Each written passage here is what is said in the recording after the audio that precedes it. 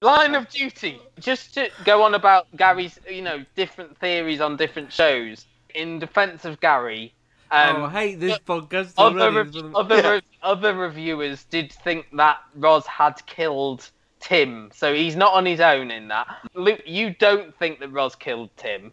No. Gary, do you still think, or are you? Yeah, definitely. And I'm willing to hold my opinion till the end. I'm not one way or the other. That's a bit of a cop out. That is. Main points of this episode, we had, the introduction of Royce Pearson of Our Girl and Murdered by My Boyfriend fame. He's come in as this sort of charming junior to Steve, who's obviously Steve's never been the most charming of officers, has he? We've got Kate, who's still undercover. Wow, we're at 3 episodes halfway through the series, and she's still undercover. Kate. With Roz, she's actively praising her female sort of colleagues, her underlings, saying like to Jodie, I think the character's name is her sort of second, that we need to talk about your progression. She's keeping Kate on at her station. I don't know what the police undercover version of Stockholm Syndrome is, but New Scotland Yard Syndrome.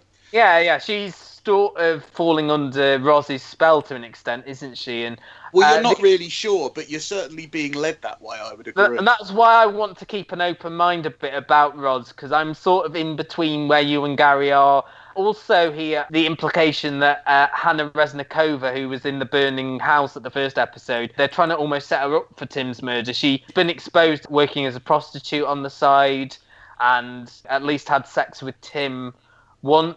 The bit where Tandy Newton's character is interviewing Hannah Reznikova, she comes into the interview halfway through and basically she confesses, in my opinion, to everything she has done by putting it all in the third person. And again, if you wanted to drop that clip in here, Luke, I would not be too upset. I just thought that was the best thing. Well, I don't want to upset you. This series, though, seems to be almost sort of criticising the police for exploiting those who aren't as quick, who can't answer these questions as quick. So you've got Michael Farmer, who's got learning difficulties and struggles. I mean, we've had another woman come forward who had Michael Farmer sort of almost try and not assault her, but he was being approached her and being slightly creepy because he's not, mentally fast. He's mentally slow, as we know.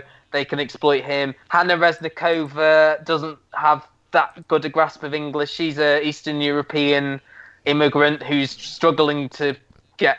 I think I agree with you. And I think as well, both have been badly let down by crap lawyers. Obviously, the big reveal at the end was Lee Ingleby was revealed to at least have something more to do with it than we first imagined. I mean, we think he's attacked Steve in a stairwell. He's put a balaclava on. Again, it might not be him because it's in his office block. Someone said in the comment on my review, we don't 100% know it's him, and because it's Line of Duty, we can't second guess Jed Mercurio.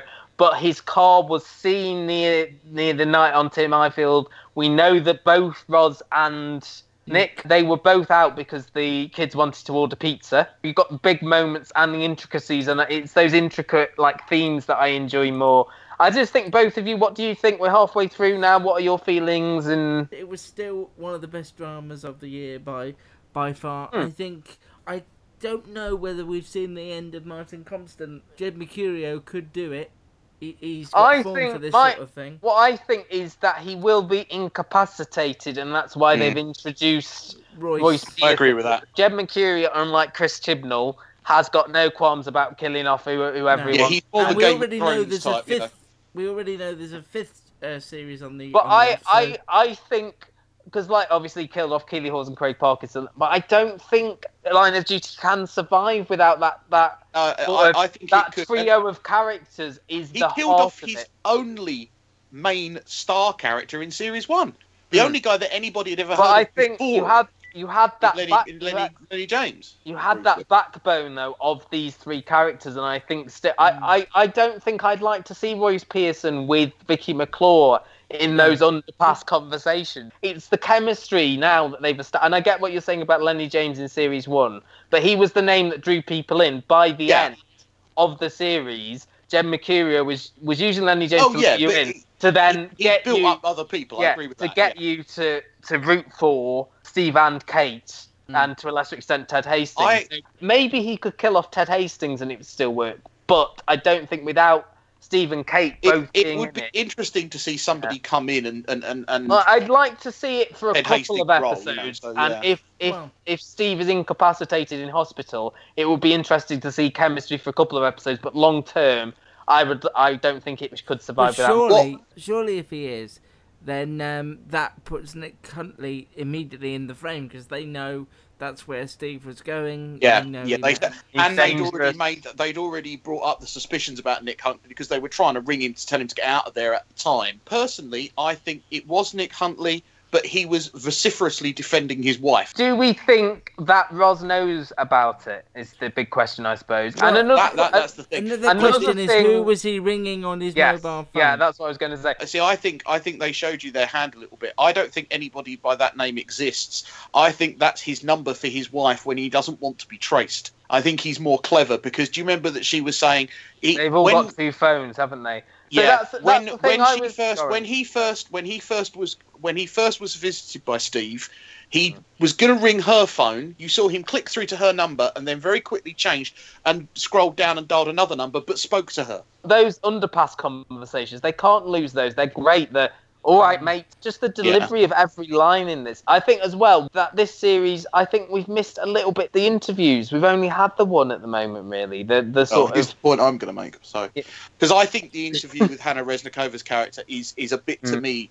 like the classic interview scenes. I think you will get more of them. I do agree that. Yeah, I suppose you're right there, Gary. To me, to an extent, we've seen more of our police investigation than we have in previous series. What I think will happen is it will end up being that she has planted Ifield's.